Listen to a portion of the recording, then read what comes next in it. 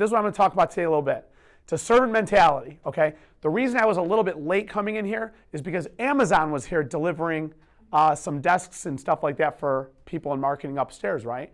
So when the Amazon people came in, I do what I normally do, which is something Tom brought in addition, which is what a lot of people do, but not everybody does. But we'd like to see if everybody's can start doing this more, a little bit more at least, is the Amazon people come to the door.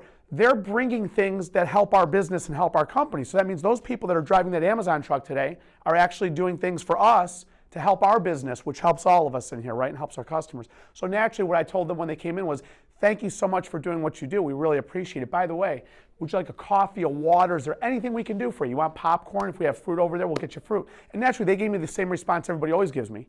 What? Okay? Because they're so completely shocked that when they go into a business, normally when they go into a business, what's the response they get? Nothing. Not even a thank you. Not even a how are you doing, okay? We call it a servant mentality, okay? Starts at the top and goes down. I'll give you an example. Here's some simple words that are not so simple and not everybody uses, but I would love it if everybody started using them. Hello. How can I help you? How are you doing? Can I get you a water? Can I get you a coffee? Pardon me. Excuse me. Please. Thank you. The nicer you are to people who come in here and help us, I promise you it comes back in multiple different ways.